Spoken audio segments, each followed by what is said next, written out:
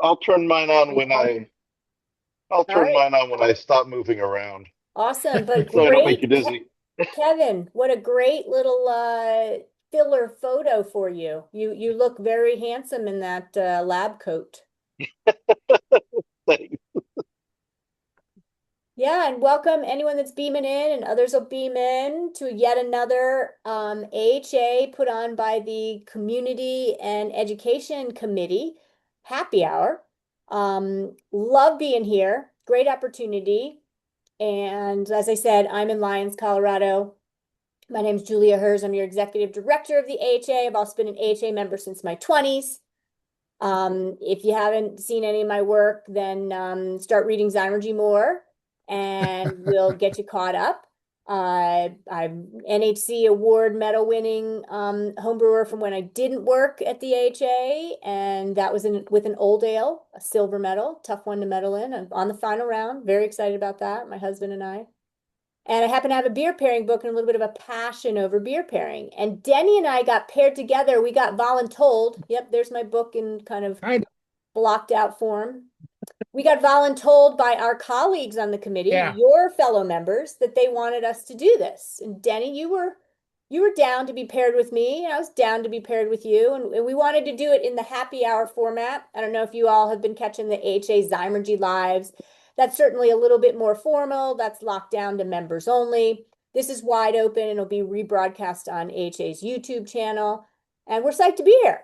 Hopefully everyone has a beer or a beverage. I have both. I have a beer and a mead. I homebrewed the mead. The beer is commercial. What do you got ready today, Denny? I have a bottle of Ale Song Senior Rhino, a Ooh. very busy beer, imperial stout aged in bourbon barrels with cinnamon, cocoa, vanilla, and ancho chilies. And it's almost too much. Well, that's the kitchen sink beers are the tougher ones to pair with. Sometimes they're actually the perfect ones to pair with. And I think we should talk about that, you know? Well, yeah, I mean, there's a couple obvious pairings for this beer, but on its own, it's almost like too many flavors. I hear you. Well, Denny, I didn't get to introduce you, and then we also want to hear what anyone else has got in their glass. Denny, what tell the team, the group on the call, what they should know about you, besides the fact that I think of you for rye IPA. You lead with fun for home brewing, Yep. and you are a very accomplished schooled author and homebrew educator. Well, there you go. Yeah, let me see here. In about a month, I will have hit 28 years of home brewing. I just brewed batch number 630. Um, Written three books. I did two podcasts. I was on the governing committee for 16 years. But yeah, these days, beer is for fun and not for serious. I love that, and I go with that too. I think we kind of forget about the fun sometimes because we're passionate hobbyists and we get conviction over certain things, topics, rabbit holes in the whole hobby. But I can't think of anything more fun than pairing. And pairing is, to me, two things coming together to make the whole and the sum of the parts better than the individual pieces, right? When you pair, and I'll have a few slides that I share. It's like less than 10 just for basic concepts to ground us. In my view, a home run pairing is 1 + 1 = 5. The beer or beverage makes the food better. The food makes the beer or beverage better, and they both become something transformed. And kind of like 1 in 20 pairings that I have really ever end up to be home runs. Those are the hard ones, the ones that you fall asleep thinking about and want to reproduce and talk about again and again. And that's just a little more rare. So what I think we should do, our format is we want to get the group warmed up a little bit. This is a Zoom call, so y'all can totally participate with your camera on. Turn that on freely, turn your microphone open if you want, or just go in the chat. Thanks for the answer, Scott, that you're drinking a Doppelbock. We love it. That's a great pairing beer for many, many reasons. But so Denny, just to get us warmed up, What's your favorite pairing and why? Yeah, that's a tough question, Julia. Uh, West Mall triple in anything Ooh, because I yeah. love West Mall triple. Um, I mean, when I was at West Mall recently, we had it with like a chicken pot pie kind of thing, and that was a perfect pairing because the West Mall triple, it's a relatively hoppy triple, maybe like 35 IBUs in that neighborhood. Very clean, very crisp. But then when you had it with the creamy chicken pot pie with the puff pastry on top, it kind of like s- gave it so that it wasn't quite so rich, the beer kind of like cut through the fats in the food and really made them go together well. I love your words on describing it, and that is one of the hardest things when it comes to pairing. I often liken it to when you have a dream after you've been sleeping and you wake up in the morning and you kind of roll over and you try to tell your partner or write it in your journal or just remember for yourself what you dreamed. And as soon as you try to put words to that dream, it's like water through a colander, and it just filters through and falls to the ground, and nothing much is caught. The water all goes away. Those words are really hard to get to. And Denny, when you're talking about a West Mall triple and a chicken pot pie, you mentioned the flaky crust, right? Yep. And I talk about how like calms like. And you also mentioned that kind of rich pot pie part of it, the The the creamy filling, yeah. creamy filling. So fats, right? You mentioned that. Fats can stand up. I mean, some triples are a little bit lighter in the 6% range, but they can go up to 9%, you know? So triples have some alcohol. So that richness in that base of a pot pie is going to stand up to that alcohol and tell it to calm down. That's fat, oleogustus, meeting the actual alcohol. And then the flavors of that crust and the actual beer behind the alcohol and the filling shine even brighter. And so I love it. I'll go to my favorite pairing. And then Scott, I'm going to toss it to you because you are all in on this. You're our guy, Mr. Doppelbach. And Brian, we see what you're drinking. Love it. Anyone else, please put in the chat or when we call out, tell us what you're drinking. But one of my favorite pairings is, and believe it or not, it is, there's a lot of them and it's hard to narrow down. Flanders Red, if you've ever had a Belgian Flanders Red.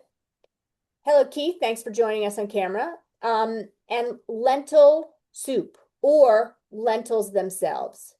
I have an entire section in my book devoted to that very topic.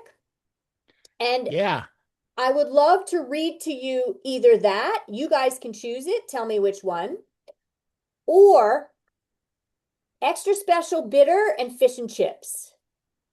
Now, Extra special bitter and fish and chips is a given. When I saw okay. the Flanders red and lentil soup, I kind of went, "Whoa, now there's something I never would have thought of that really makes sense." And the Flanders would not, it's a surprising one. It is not one that you would expect.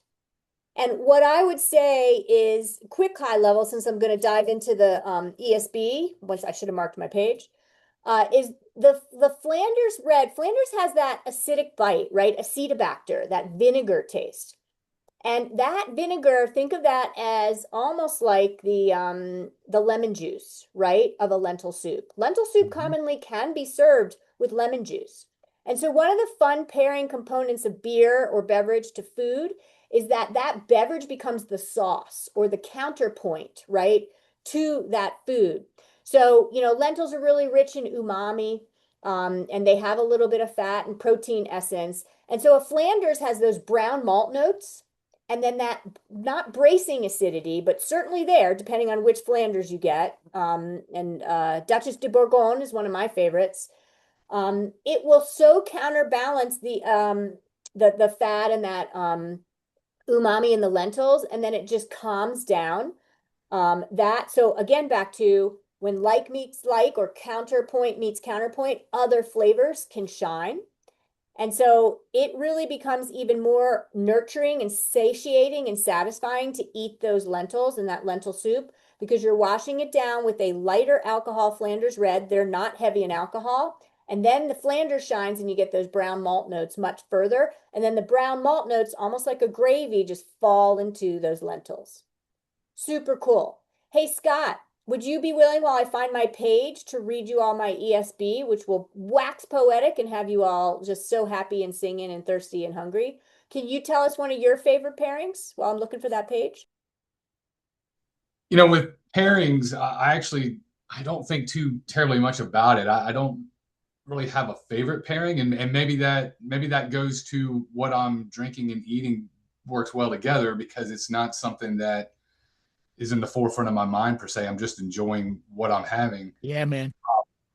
I did have an experience a few months back that I found interesting. Probably not a great pairing, but just how I thought it was a good example of how what beer you're drinking can bring out other flavors of what you're eating. We were volunteering, my wife and I were volunteering at a local festival, and we were pouring beer for one of the local breweries. And one of the beers they had was it was one of their, it might have been their anniversary IPA, or no, it was one of their year-round hazy IPAs that they do. And we had ordered some barbecue, had some brisket, and was drinking that beer with the brisket. And what I found that kind of was a little eye-opening to me that I never really thought much about is that pairing intensified the seasoning on the brisket. So that peppercorn that was in the crust, the black pepper that was there, it was much more pronounced, not necessarily in a bad way, but it was surprising to me. It wasn't something I anticipated. Usually, when you have a bad pairing, you have a bad taste in your mouth and it's immediate, like, oh, I'm never going to do that again. Well, I found it interesting, at least, in that I had never really thought much about how much it was bringing out other flavors that were in the food that I was eating. And I never really thought too much about it bringing that out for me. So not sure I necessarily want to go back and do that again. But, not that it was bad. It wasn't great, but I just found it interesting. It's something that I don't think too terribly much about. I always look at with those pairings is if it's going to make an impression, it's going to stand out. And it certainly stood out, but not as like a big muddled mess that can happen sometimes when you don't have something pairing well. So I found that interesting. I'm not sure exactly what all within that really brought all that out, but it was, at least made an impression.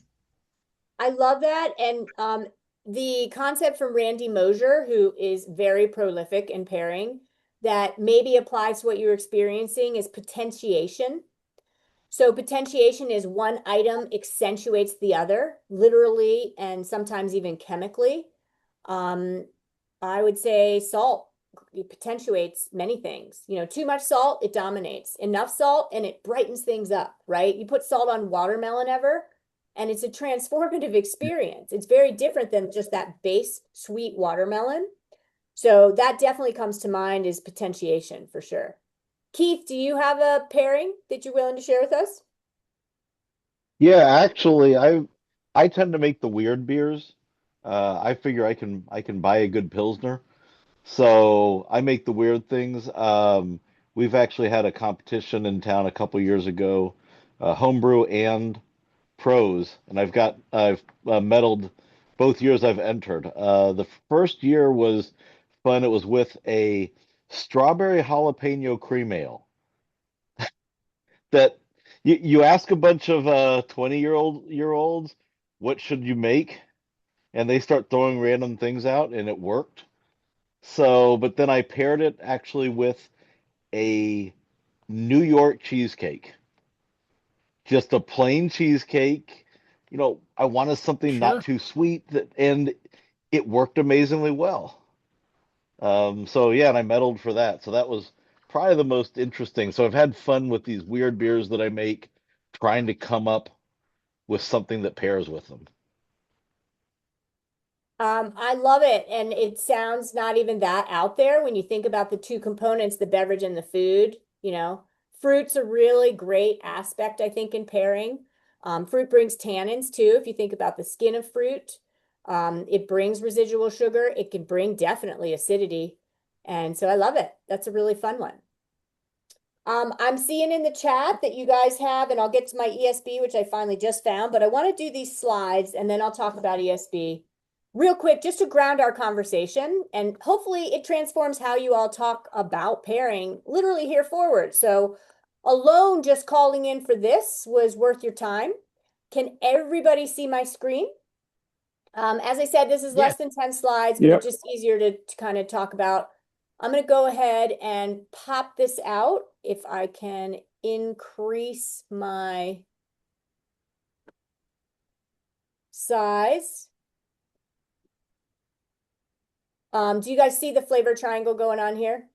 Yep. That's So good. when we talk about pairing, it's good to ground on flavor, right? And what is flavor? Ray Daniels, who created the Cicerone program, one of my mentors, he helped me understand that flavor is a fusion. And then in combining the notion of flavor, this is where I've landed so I can remember it, is flavor's a fusion of a triangle of three things. It's a triangle of basic taste, sweet, salty, sour, bitter, umami. It is aroma as one other area of the triangle, right? Tens of thousands of aromatic compounds. Those are not perceived with your tongue and your soft palate. Those are perceived by your retro and orthonasal passages, right?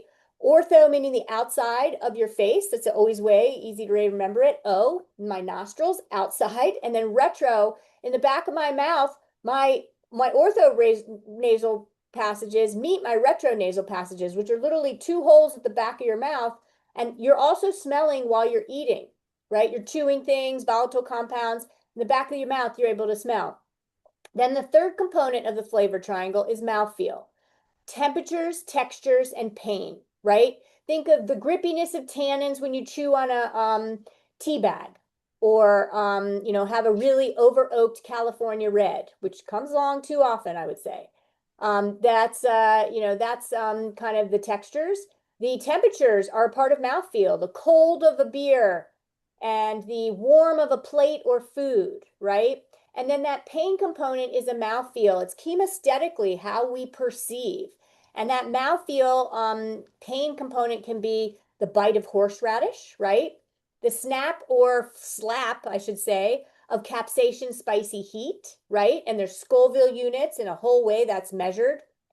All of that in mouthfeel combines with aroma, tens of thousands of compounds, and combines with what you're able to perceive with your tongue and your soft palate, sweet residual sugar, salty salinity, sour acidity, bitter, etc., the basic taste. And what's incredible is our mind at the same time is perceiving it all together.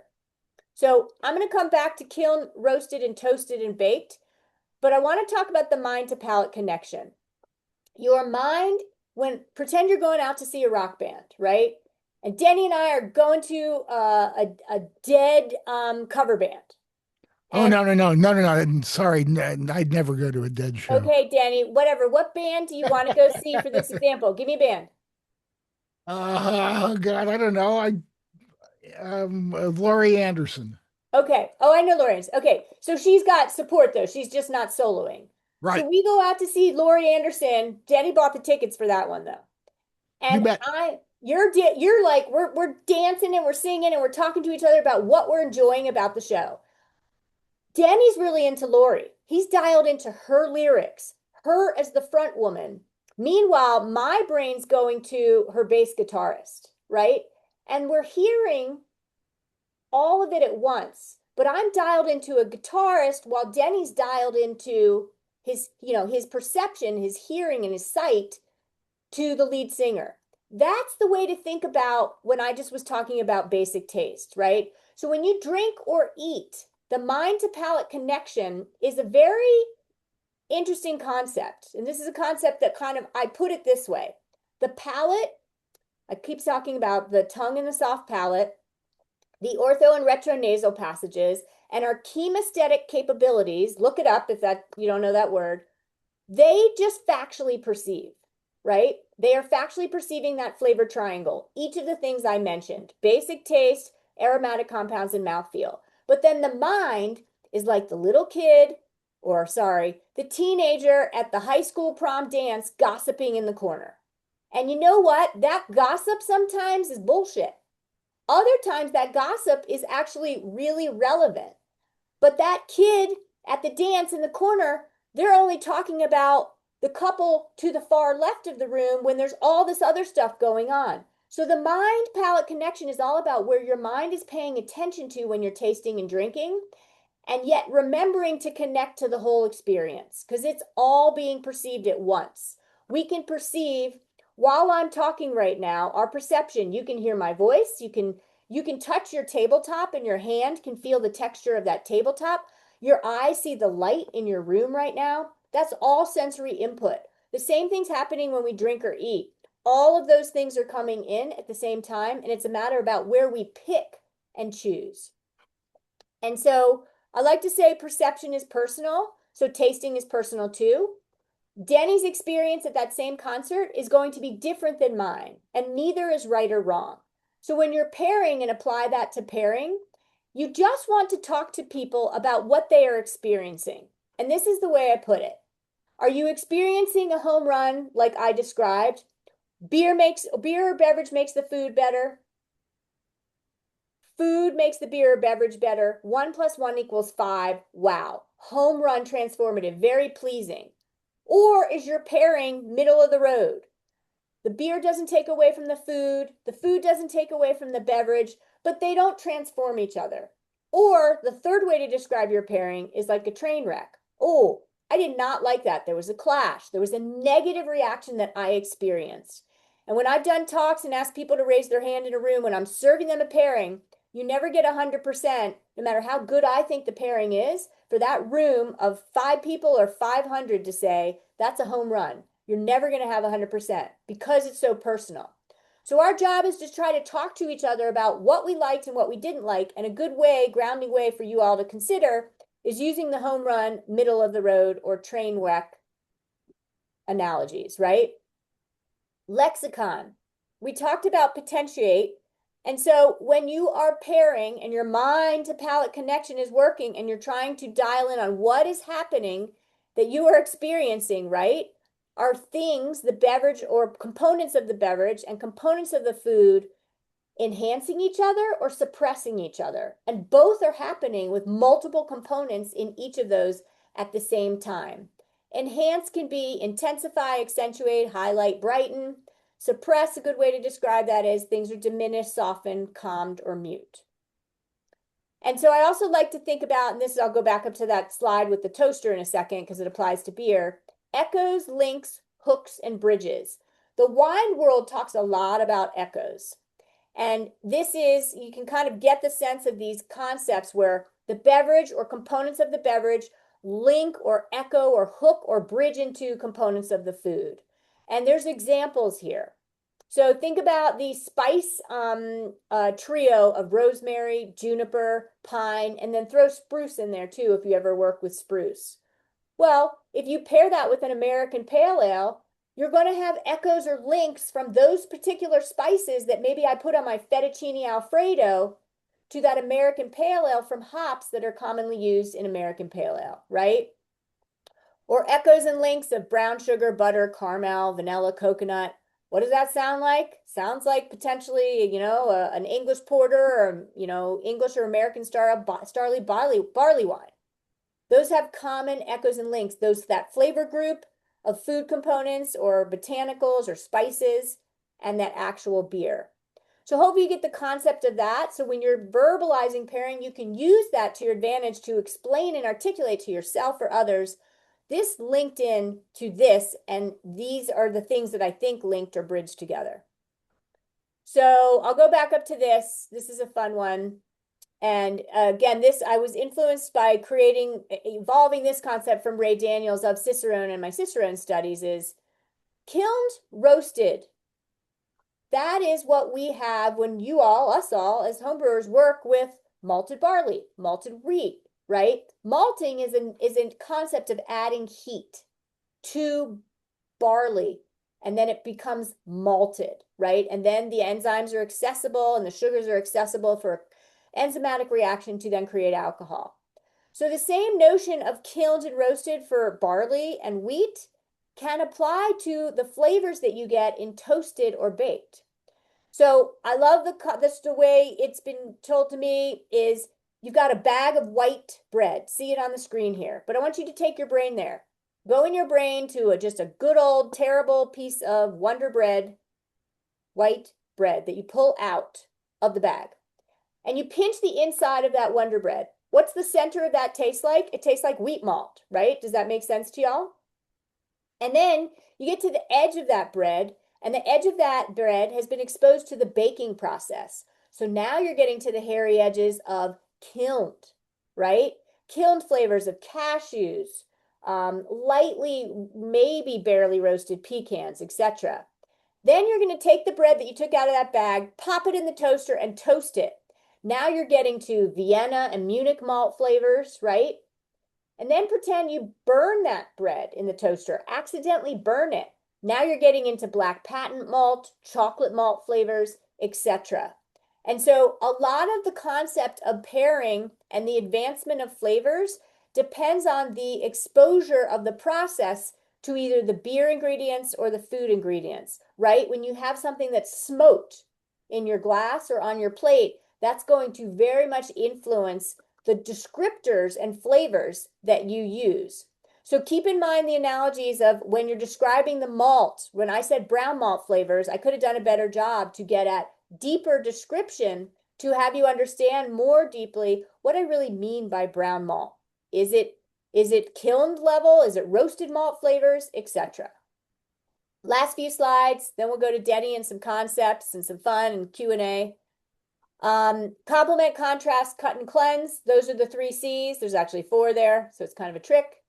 And, you hear about these a lot. I'm just here to say that these are always happening all at the same time. You can have a pairing that's dominant on complement, but things are contrasting. You've still got the bitterness of beer, right, in an IPA, say, contrasting against the residual sugar of a cheesecake come to mind. But at the same time, you've got maybe it's a fruited IPA and you've got raspberries in it that are complementing the raspberries that were drizzled over that cheesecake. So both happen at the same time. And then behind the scenes is always cut and cleanse with, I think, carbonation. Tannins will calm down salinity or salt. And that is going to then help other things shine more. But the concept that blew my mind is that it all happens at once. We are perceiving these multiple things at once, and it's all about dialing in on which specific thing we're perceiving. So I've done too much talking. I can't wait to sip my beer now that's been sitting here. And with that, I want to have Denny lead a little bit and take us through any pairing. Denny, and you're in my prep. We talked about, talking about not just your favorite pairing, but like if you have anything that you want to take us through. If you don't, we can, guide the group toss it to the group and ask them to take us through something. But I think you might have something in your back pocket for us. Yeah, I had told Julia about one. You guys may know we have Ale Song Brewing here in Eugene, world-class brewery. We belong to their barrel club, and they do a release every quarter where they bring out 4 or 5 beers. And at the release, they pair each one of those beers with a food item that they thought goes really well with it. And they even give you a little booklet to describe the pairing and recipes for what they're serving and stuff. One of the ones that was the most stunning to me that I didn't think had a chance of working was they had made their usual base imperial milk stout. I think that they aged it like in a bourbon barrel and added raspberries to it. And they were pairing that with a blue cheese that had been smoked with hazelnut shells. And when I first heard about this stuff, it was like, this is just going to be too weird. This is just not going to happen at all. And it turned out to be one of the stunningly best pairings I've ever had. So much so that I ended up buying some of the beer and then going out and finding the hazelnut smoked blue cheese and putting it together so that we could experience it over and over again. Now, the Imperial Milk Stout, as you might expect, was, kind of sweet, full-bodied. Um, the raspberries were not sharp in it at all. They really gave it a raspberry flavor. I mean, this was basically a dessert waiting to happen. So the idea of pairing it with a smoked blue cheese just made no sense at all, but it was actually perfect. The the smoked blue cheese and the roastiness of the imperial stout were very complementary, right? Because heavy dark malts can have a little bit of a smoke character to them. The saltiness in the blue cheese worked really nicely to kind of balance out the sweetness of the raspberries and the basic milk stout. Um, my main worry was that the creaminess of the cheese would almost be too much with the sweet, full-bodied beer, but that fear was definitely unfounded. It turned out to be great. Like I said, it was probably one of the most stunning and unexpected pairings I've ever had. So I guess the lesson is don't shy away from the wacky pairings, right? Dive in. Yeah, well, definitely so. If it was maybe a style of beer that I didn't really care for, then I would have been a little bit more cautious about it. But yeah, I mean, it's like with anything, you're never going to know till you try. I totally 1,000% agree. Yeah. Keith, you wanna go back to the well and share anything that's come to Yeah, mind while Denny or I've been talking? actually, one thing I was going to say is one of the learnings, just talking to the judges. For those of you who know Ron Smith, he was one of the judges for the event. Is he mentioned don't lean on all the flavors that are in the beer. So somebody actually had a cardamom spiced beer that was phenomenal, and then paired it with cardamom cookies. And all that did is it was just cardamom and cardamom. If they would have gone instead with even wanting to go with cookies like pecan sandies, maybe something to offset the texture. Don't lean. You want things I think you've as you mentioned that are complementary. Sometimes they say contrasting helps. There's a lot of ways to do the pairing, but don't just lean on the same flavors that are in your beer. So if you're having a Right. blueberry stout, you might not want a blueberry muffin with it. Maybe you would, but you don't want to just lean on the same flavors necessarily. So I thought that was a really good learning. So, Yeah. um, like when I did a beer that was very similar to what you're drinking, kind of a Mexican chocolate stout, and paired that with really it was almost like an almond cookie, Sure. and that worked really well because it complemented it without taking the exact same flavors in. Right.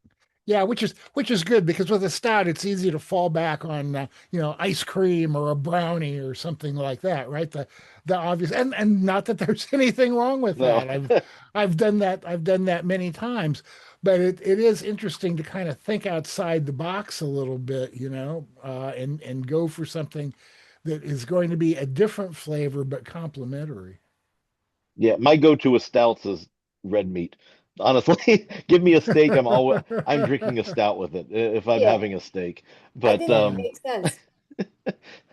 Yeah. it's Steaks are rich. steaks are girthy too, right? You need Yeah. you need something, and it could be a milk stout that's not as.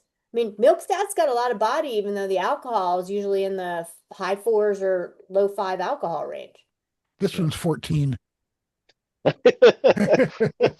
Yeah, cool. Okay, I'm gonna read fish fry story, and then Denny, why don't you open your beer? Are you Okay. sipping it already? No. Okay, you open your beer while I'm doing the fish fry story. And this is just what I love to show of where pairing can take the experience once you describe it in a way that really depicts properly how much you physically and emotionally connected with it.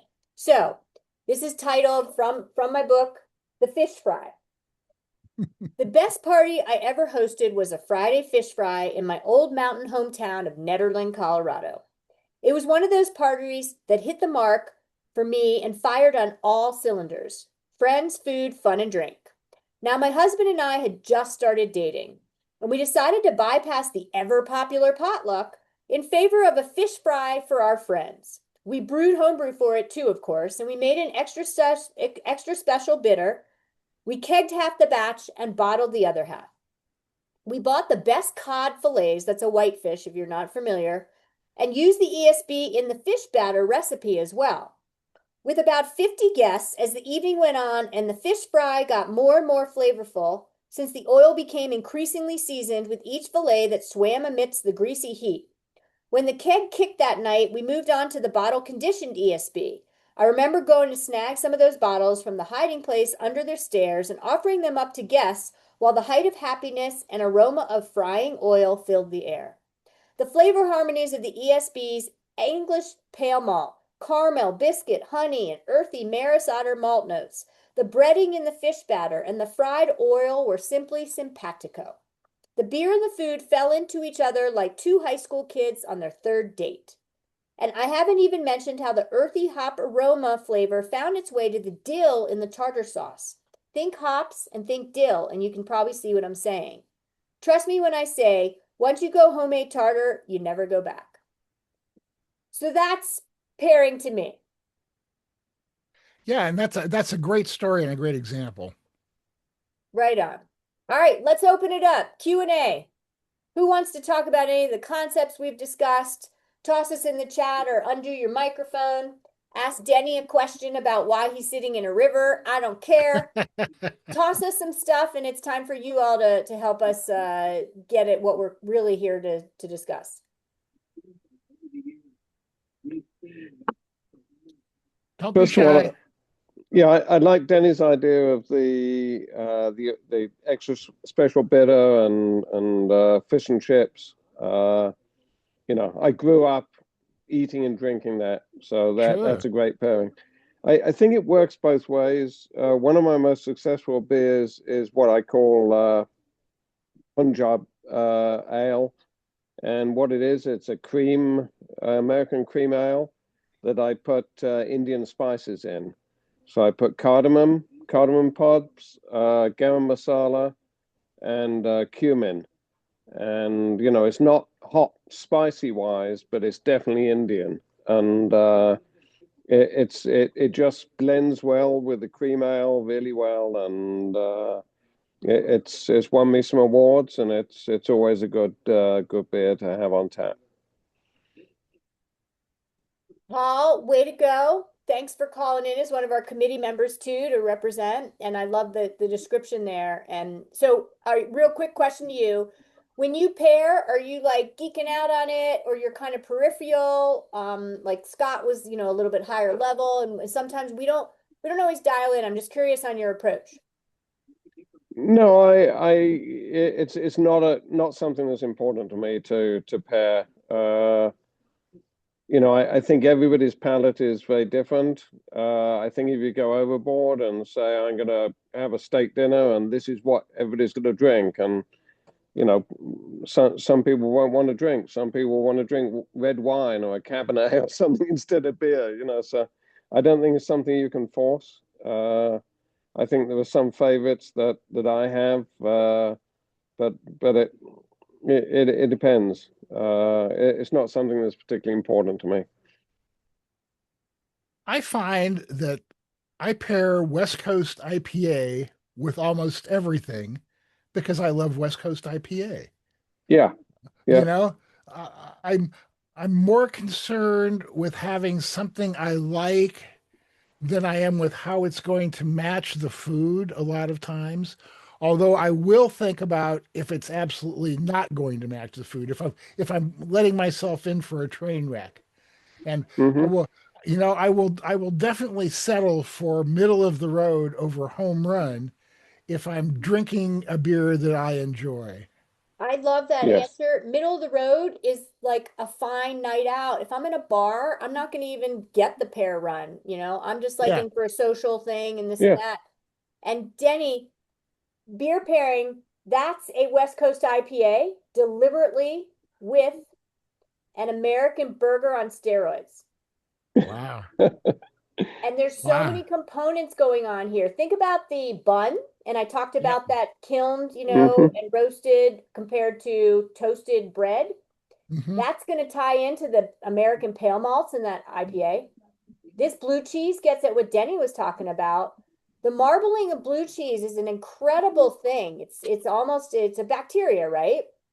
And it Hmm. puts off this pungency surrounded by pillows and clouds of the richest, creamiest, makes your mouth water kind of white cheese that you could ever imagine. And that's the fat that needs to stand up to the bitterness in an Hmm. IPA, right? And then think about purple onion, the spice, the snap, that acidity. That's going to calm down and counterbalance some of the residual sugar. A lot of IPAs, if you drink too many, you're junked up the next day, a little more hungover than other beer styles. Because IPAs don't often end in their lower end of the style guideline scale.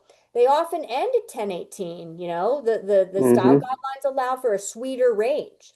And so you need something to counterbalance that. And then you get to the protein in the burger, and my mouth's already watering.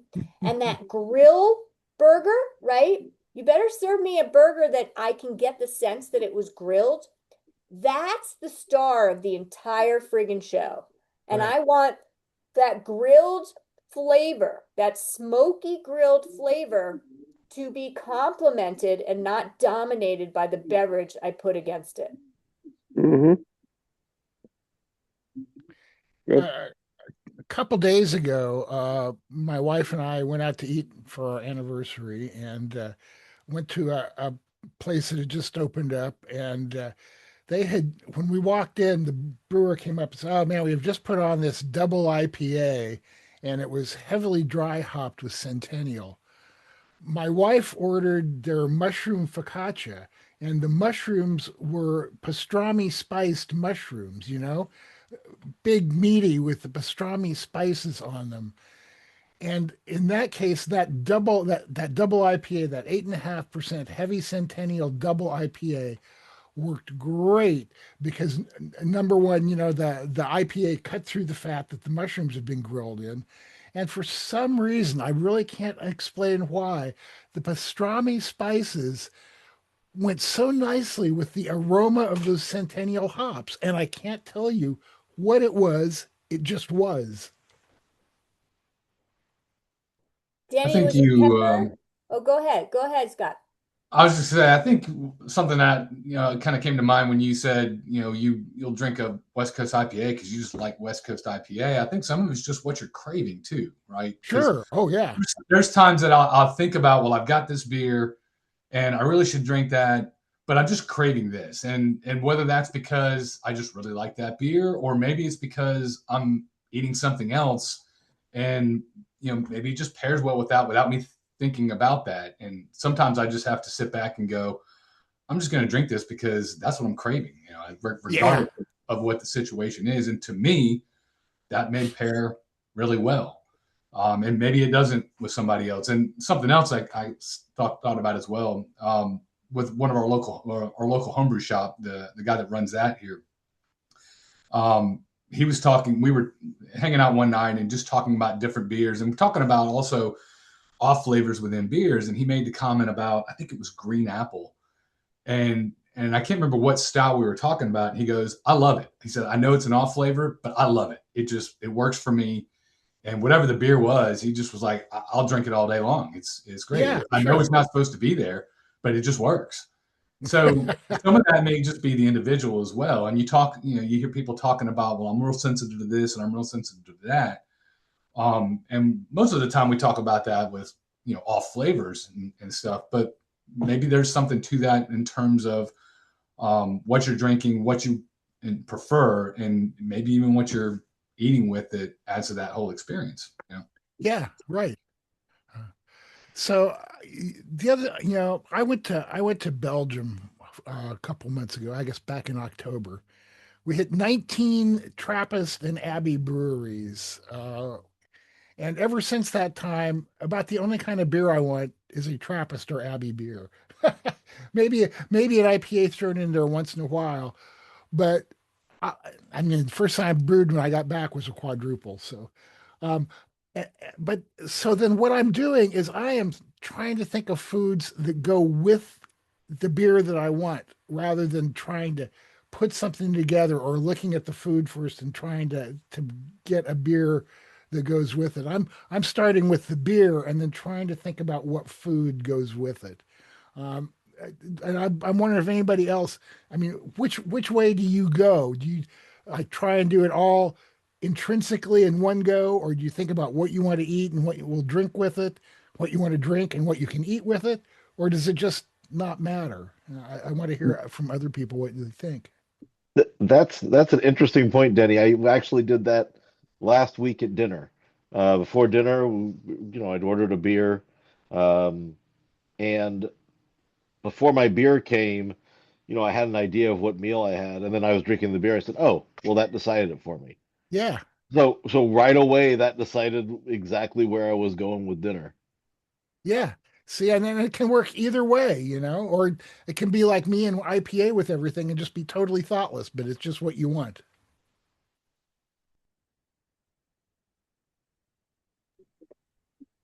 I think the comparison to wine is often made, and with wine, I don't think you'd pick a wine style and then decide what food goes with it.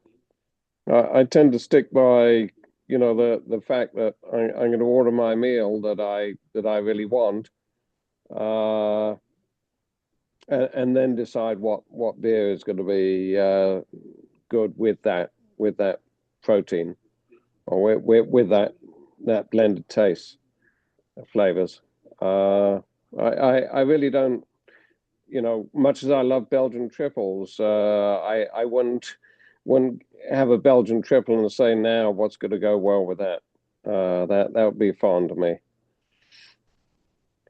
I would say that one concept in preparing, if you're going to formally do a pairing dinner, for example, it's much easier to start with the beer, Denny's approach, and then you can tweak the food, right? Right. And I always say the best way to do a home run pairing dinner is a test tasting, right? You've got a cooler of beers, you've got potential, exponential potential in the kitchen. So pick out which beers you want to drink first. Welcome beer, right? Whet everybody's palate. Give them a little, they've been working all day. Just give them a sip of something refreshing. And then work your way through the crescendo of what everybody's going to drink. And then when you think about plugging in certain food items, if they're not really meeting that beer, you can add a little lemon juice, right? To spruce it up. Maybe think about links, echoes, hooks, and bridges, and do something to bring that food to bridge more to that beer. You can add a little soy sauce, sneak it behind the scenes to those black beans, right? And ups the umami. And then it's a little more girthy to stand up against, whatever American porter you might be serving. So I actually like that approach of going formal. And then the other flip side is super fun where you're just like, yeah, I got a cooler beers. I've got this on my menu that's really set. Sure, I can tweak those dishes slightly, put a little more salt, put that lemon juice that I mentioned, whatever. But instead of that Belgian triple, I'm gonna try an German Hefeweizen, right? Just to tweak it, just to see how the change of the beer actually works with the food. So you can play with it either way, but I think it's a really, really relevant question to finding, frankly, your successful pairings in the end. Yeah, right. And again, that very much goes back to what you were talking about in terms of personal preference. I mean, like Paul does it backwards from what I do it a lot of times, and neither one is right or wrong. It's just our way of doing it.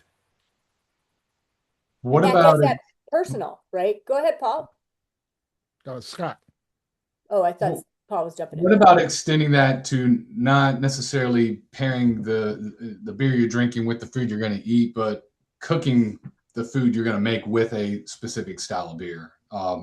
something we've got a couple of things that we'll do, and what made me think about it is we had our homebrew club meeting last night. We did a potluck chili and soup, and when I make chili, I put beer in there. But most of the time, I'm not just grabbing any old beer. I usually have a couple of specific styles that I tend to go to that I'm going to put into that. And same with like a beer cheese that we'll make that we'll usually use a Märzen with. And it's, it just really works well with it. So for me, that's probably when I actually think about that more necessarily than I'm drinking a beer and I'm eating food and which one am I going to pair. But I'll think about it a little bit more when I'm actually looking to cook or make something involving beer. Okay, what am I making and what beer is going to work well with that and contribute to the overall recipe. So. Yeah, my wife is the chili maker in our house, and but every time she does, she likes dark beer in it. So every time she makes chili, she asks me what we've got around that would be appropriate. Yeah. In the last batch, it was a barrel aged wee heavy because that was about the only appropriate thing I had, other than a bunch of Trappist beers, which I didn't want to give up for chili. For chili, I do like to do a stout. I went back and forth last between an Oktoberfest, which I had one in the fridge, or a oyster stout. I almost went with the oyster stout, but I only had a few of those, and I just got them recently. So I wanted to Yeah, right. hold those back to actually drink rather than using cooking. Otherwise, I probably would have used that in Yeah, something about a dark beer that just really works well. I think. Yeah, our go-to for chili is either porter or stout. Whatever I have around. Scott, I love that you're the one that asked that because weren't you the one that said you had a Doppelbock going tonight? Yeah, yeah. Yeah, so we dove into this for the book where cooking with beer was an entire chapter. Mm-hmm. And, beer is an ingredient. I mentioned earlier that Flanders red could serve as a gravy, right? Component. Yep. And one fun thing is you literally can and do and should cook with beer. I added the ESB to my fish batter. I mean, I didn't invent that. That's very common to fish batters is splash some beer in there so you get some synergy. And you can even, speaking of Doppelbocks can be the most incredible drizzle of flavor possible. They're not too bitter. They're super malty.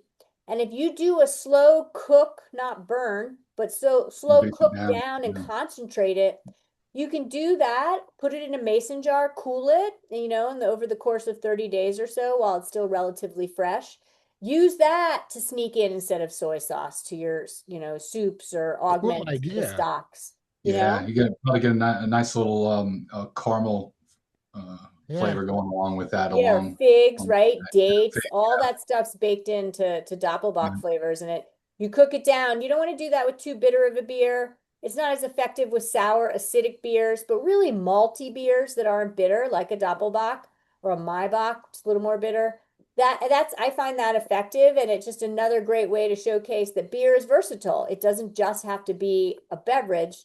It can be augment sauces and soups and stocks and gravies and the like. Well, it's not I know this isn't a beer, but my wife, she'll make like Thanksgiving, make gravy with cognac, and it just takes it up another notch. Sure. Every year she makes it, I say you got to make the drunken gravy because it's just on another level with that cognac in there. Drunken gravy. That's good. Maybe I call it. Yeah. Maybe that's the perfect note to end this all on. Denny, how do you want to wrap us up? I just want to say this has been a lot of fun. I appreciate everybody's ideas and thoughts on it. And Julia, I would just encourage people who are interested in this to get your book because you cover so many different aspects of it. And then the fantastic section on the end about beer dinners. Anybody who's planning on putting on a beer dinner, you need this book. Yeah, and I love expanding our book libraries. I don't have the best camera in my little home office that I'm here in for my beer library, but over there, my bookshelf has so many books. I'm still a big book fan, and not just Kindle, but physical books. So I appreciate Denny's tip to tell anyone just to, Garrett Oliver's Brewmaster's Table was seminal. Randy Mosher tasting beer was amazing to me on this specific topic, right? And so the point is to expand what you do in your beer appreciation and brewing.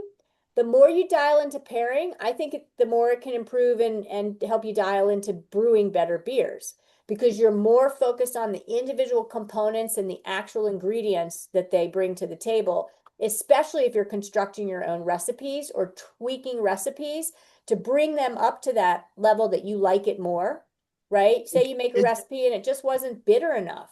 You can adjust that recipe next time. That's the same concept we were talking about with adjusting that food dish to match the beer more. well, So, it really gets you thinking about flavors and how they interact, which a lot of people, when they're putting together a homebrew recipe, don't think about enough, I've discovered, you know. So I think that pairing is a great way to really probably bump up your brewing too. yep, I love it.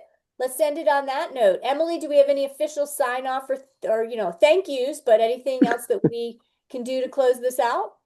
No, we don't. Thank you so much, everyone, for joining us, and Julia and Denny for leading us through the evening in the conversation. And it was a small but mighty group. So thank y'all, and we hope to see you again. All right. Happy pairing, everybody. Thanks, Emily. Thanks, Denny. Thanks, Julie. Bye-bye.